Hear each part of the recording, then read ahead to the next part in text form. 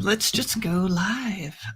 This is Charlotte Pearson with Ready Row USA. You're listening to our 22nd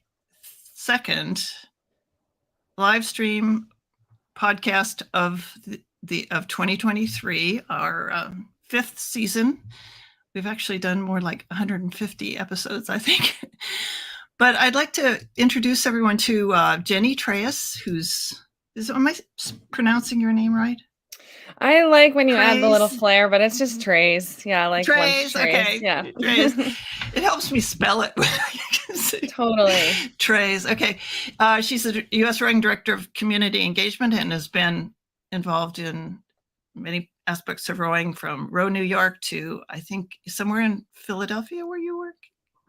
No, I just Row New York and USRowing. And USRowing, great. Yep. Why don't you tell us a little bit about your background, and then I'll get your document up that you were going to go through, and we can get into what you do, a day in the life of a community engagement officer. Yeah, that'd be great. Thanks, Charlotte. It's so good to see you again, and it was fun to meet you at RowCon back in February.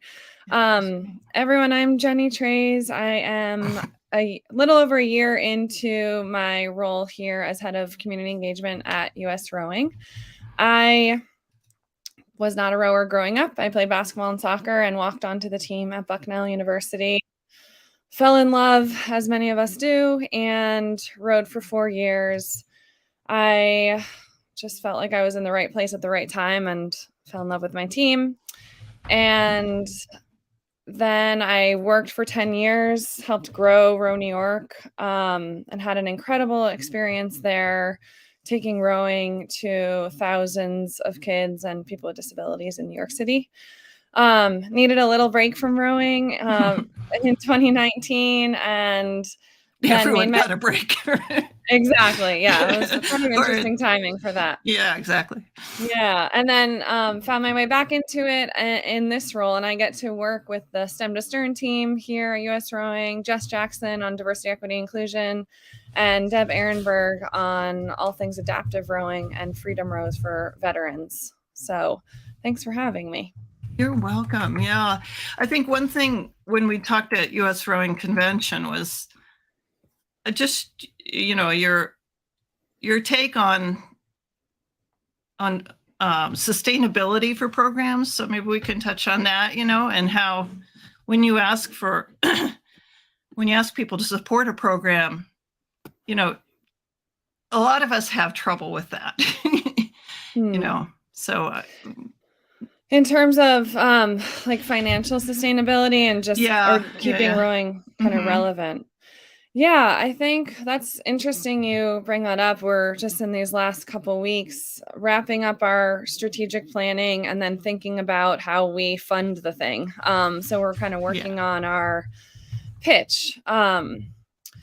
So I think in terms of sustainability, it's about making the case, right? And in rowing, for me, it's very easy to make the case for expanding our sport. I think when we talk about inclusion, we're not talking about asking anyone to love rowing any less, or the people who are already in it to leave rowing. We know there's plenty of rowing to go around. So it's about giving that opportunity to love the sport to others.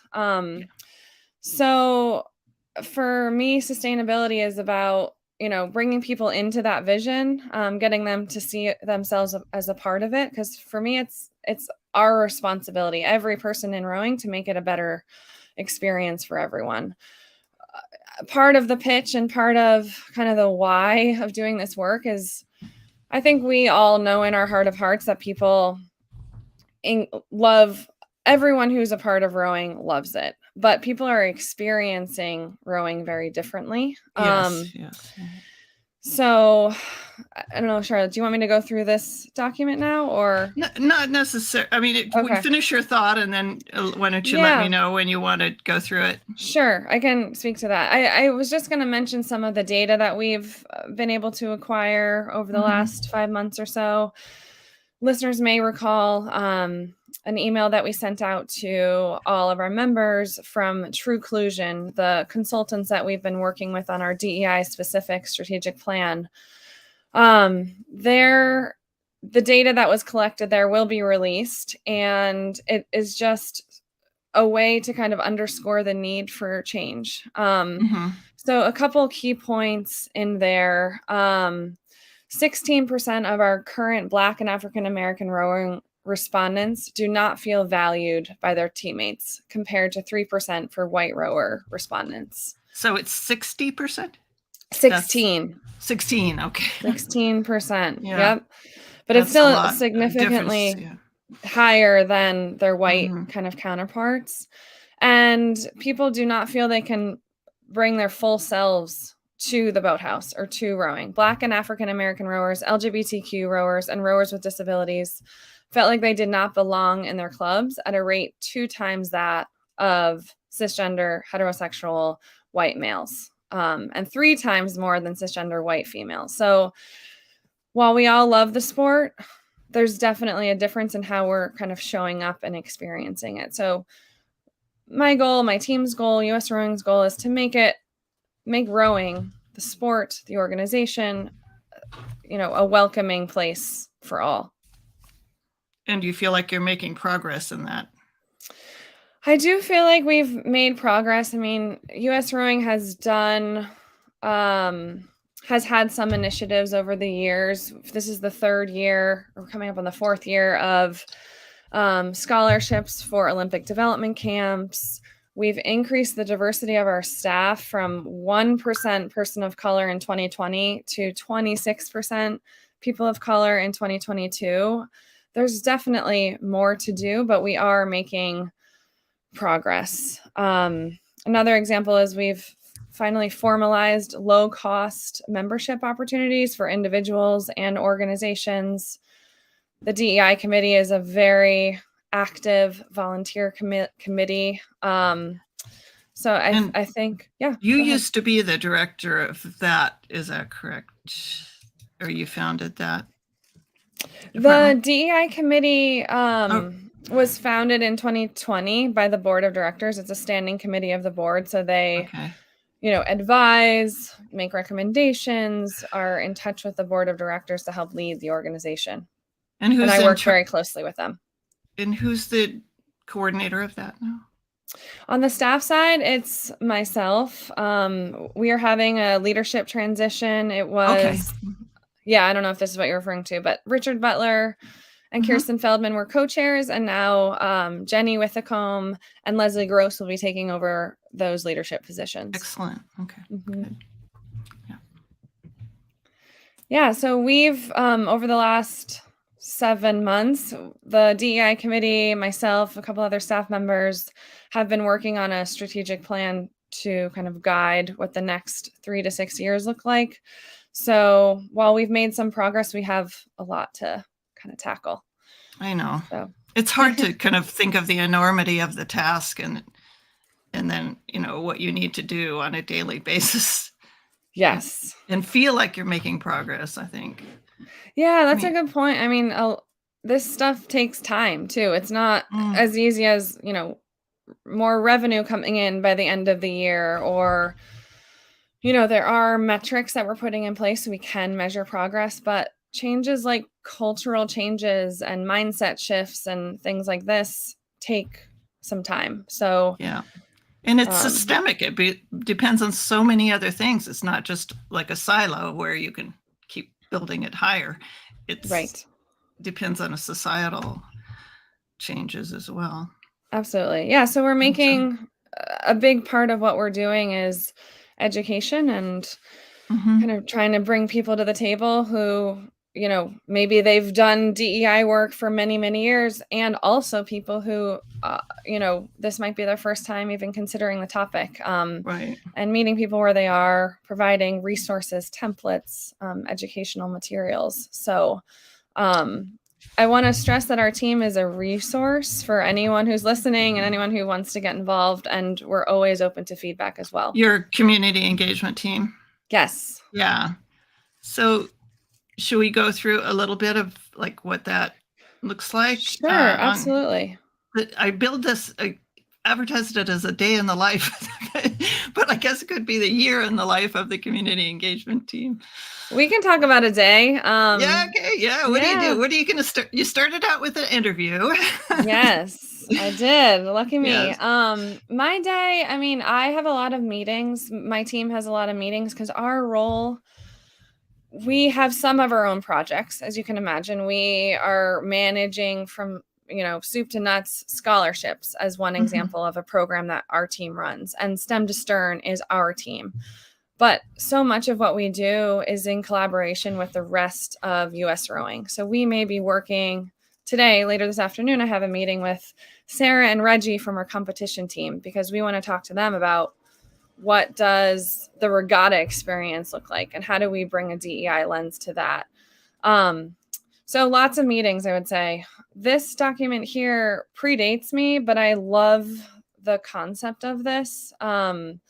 This basically outlines, and we can throw it in the chat so people have access to it, but it's a resource from the George Pocock Foundation and outlines basically the difference between community engagement and outreach. And defined here, community engagement is kind of long-term, sustainable relationship and connection with communities that rowing organizations are trying to serve versus outreach is a more of a short term, let's get some kids on the water kind of thing. And yeah, I just wanted to point out that just in preparation for this talk, I looked through the USRowing website, and I just like to remind people to try and do that once in a while. There's some tremendous resources on safe sport, DEI, news. There's,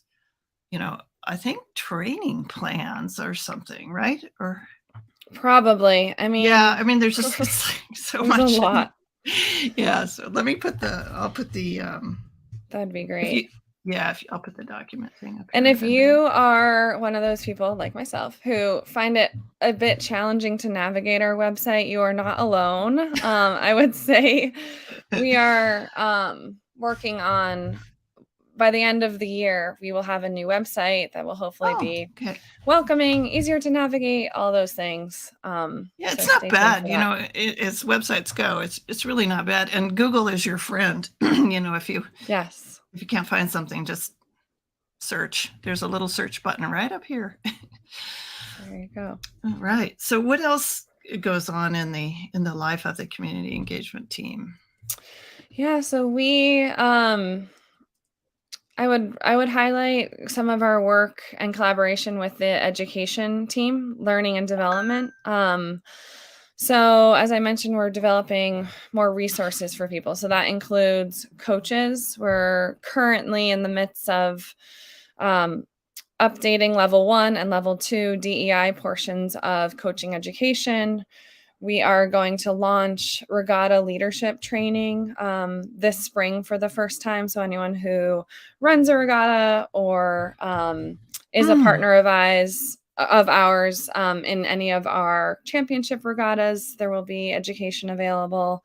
And then the biggest, most exciting thing in my mind is this online learning platform. So this won't just be a resource for diversity, equity, and inclusion, but anything you need to really run your club, from how to work with your board or safety, fundraising, all kinds of resources will be available to USRowing members. And clubs will kind of be acknowledged and recognized and incentivized to take advantage of that learning platform. So that's another. Yeah, I like this. You include athletes and families in an advisory capacity. I think that gives people, makes them stakeholders in your. Definitely. In your enterprise, your boathouse. Yeah. That's, a good example of that is what we do with the DEI committee. They are partners of ours. They're advisors. They really keep us informed of what's going on in the broader community. Excellent. What else Ideas is there? For outreach. This is such a rich document. I love it. Yeah, and actually, just speaking to that, Learn to Row Day is coming up.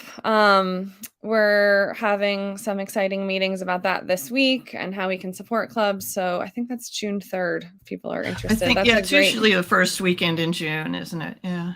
Yeah. So if you've had kind of reaching out to new communities on your mind, that could be a really exciting kind of time to do it. So we can help Yeah, with that. I do a Learn to Row sort of special every year, and I often have Tara Morgan, who's just, she lives and breathes Learn to Row. She's out of, I think, Whidbey Island in Washington. And then Dave Harvey, I think from Tacoma Rowing, was on with her last year.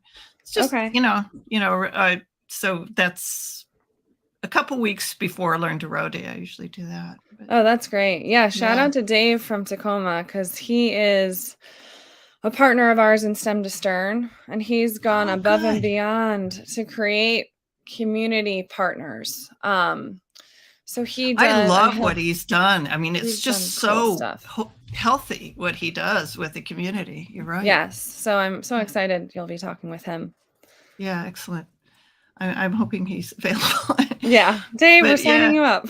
Dave and Tara.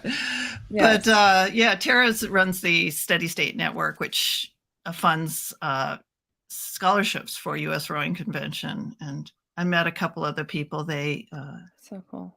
Yeah, Jalen Baldwin from Cleveland. It's like this 20-year-old kid, and he's a coach and he's mentoring someone who's 14. It's it's just great to see them reaching down into the younger group to because we're getting on in years. Some of us. Yes, we are. Yes, we are. What else would you like to talk about or shout out to before I just want to thank everyone for listening. We have a few live listeners. If you'd like to put up a comment that Jenny can answer, please do it in the next few minutes, and we will get it up there for her to answer.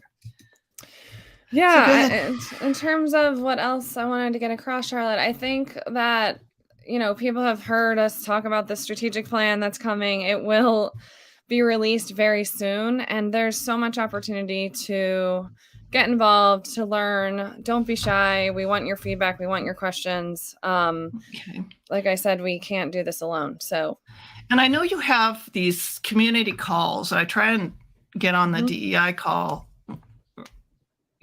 which I don't know, somehow it's in my consciousness every month, but it's Thursdays, I think the third Thursday or something. Yes, the third Thursday at 2 p.m. There are adaptive community calls, similar kind of structure, in that it's like you don't have to register, it's free, you can join anytime. That is the third Tuesday at 8 p.m., I believe, and we can send these around. I think that's happening tonight, and it's the theme tonight is how to start your adaptive program. So if you've been thinking about reaching out to people with disabilities and starting rowing in your community for people with disabilities, tune in. Deb is I found that those calls are, there's just there's an opportunity to speak up and ask questions. And I've done that and got a lot, because I'm on the board of a high school program in my area. And I've got a lot of great ideas. It's, not a terribly diverse community, but whoever it was, maybe it was you who was running it then, but, gave us a lot of ideas about how to reach out and broaden our, the awareness of our program for all types of communities. So. Absolutely. And it's less, for me, it's less about learning from me, but learning from the others in the group. Like people have been there at all different stages. So that's really cool. And I'm so glad you're able to make those. Yeah, those are really highly recommended. Anyone else you'd like to give a shout out to in your team? Oh, definitely my team. Jess Jackson is not a rower yet, I'll say, volleyball player, and just working her butt off, and is so passionate about rowing now and changing it. So definitely shout out to Jess, Will, and Brooke, and Rachel on the STEM to Stern side. We are looking at ways to really scale that program to provide more opportunity to all of our membership there. And then Deb Ehrenberg, I know she is heads down on the VA grant, which she does annually, and just the whole US Rowing team, because I know they're passionate about this work and we are making it happen together. So I love it. I love it. And I'd like to do a special on STEM to Stern. I think I mentioned this to Will at one of the head of the Charles, but I'd love to do, kind of spotlight what they're doing.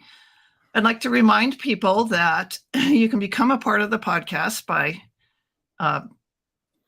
signing up on our website for a club spotlight, which I was talking with Jenny about, and submit your gadgets and gear. We'll do a special on what your favorite rowing gadgets are. I always love that because I'm a kind of a gearhead wannabe.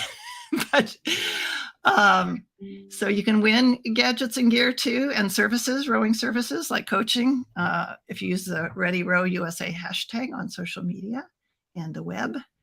I'd like to thank our sponsors, Arlington Community Media, which helps us distribute the podcast, and acmi.tv has our live streams. They rebroadcast those just locally, but any community media station can ask ACMI for the broadcast and rerun it on their own local stations.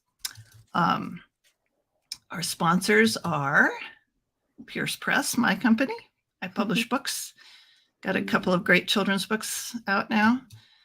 And Laura Williams is our website designer. She does about 6 websites for me because I have too many lives, but she does a fabulous job. And she does website audits for our listeners. So you can get a free website audit, which is often a good thing to do once in a while. Your website can slow down, or it can be out of date or confusing for people. So she is very good at doing that. And then Burnham Boat Slings, our favorite boat cover and accessories company up there in Lebanon, New Hampshire. They're just wonderful people. And of course, US Rowing. We appreciate you and all you do so much. That